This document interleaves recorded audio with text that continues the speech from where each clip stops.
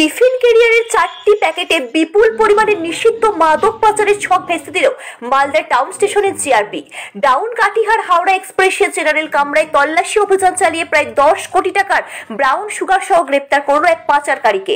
GRP সূত্রে খবর, ধৃত মাদক পাচারকারীর নাম ইসমাইল শেখ, বয়স 28 বছর, বাড়ি মুর্শিদাবাদ জেলার সুতি থানার চাঁদনি চক এলাকায়। সে নাগাল্যান্ডের ডিমাপুর থেকে বিপুল পরিমাণ ব্রাউন সুগার নিয়ে প্রথমে এনজিপি স্টেশনে আসে, সেখান থেকে কাটিহারে যায়। এরপর কাটিহার থেকে ডাউন কাটিহার হাওড়াগামী এক্সপ্রেসে জেনারেল কামরায় ওঠে।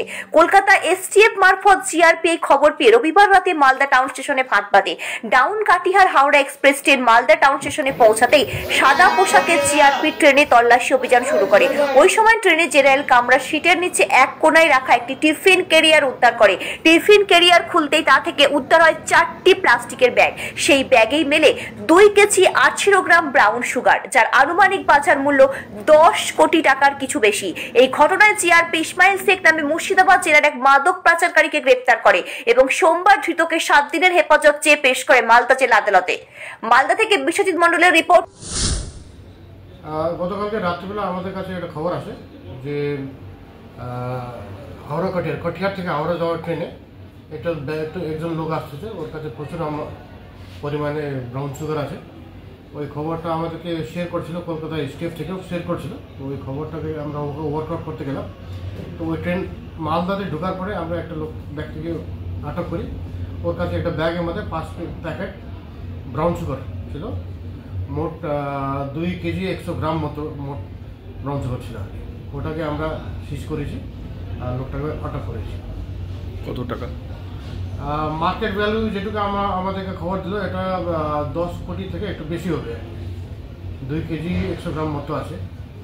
ট্রেনে ছিল এটা ডাউন মানে কাঠিয়ার থেকে হাওড়া ট্রেনে ছিল, কিন্তু এই ব্যক্তিটা আসছিল ডিমাপুর, নাগাল্যান্ড থেকে ডিমাপুর আসছিল আর যাচ্ছিল টুয়ার্ডস মুর্শিদাবাদ সুতি থানার আন্ডারে যাচ্ছিল। এটা কোথায় পাচার হওয়ার কথা ছিল?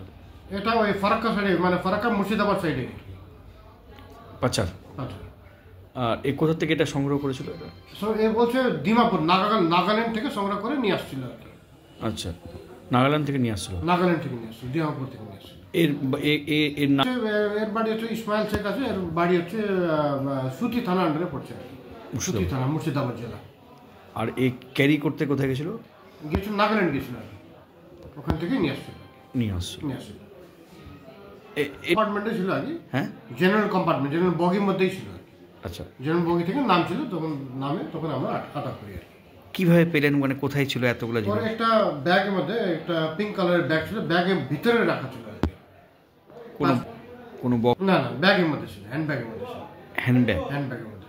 আর এ উঠেছিল কোথা থেকে? ওই ডিমাপুর থেকে, মানে ডিমাপুর থেকে আসলো এনজিপি অব্দি, এনজিপি থেকে ট্রেনটা বদল করে এই ট্রেনে আসছিল। এনজিপি থেকে উঠেছিল?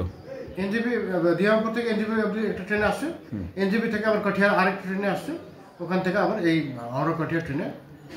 আর এটা সাপ্লাই কোথায় হচ্ছিল বললেন? সাপ্লাই নাগাল্যান্ড থেকে হচ্ছিল আর নিয়ে যাচ্ছিল মুর্শিদাবাদে সুতি থানা।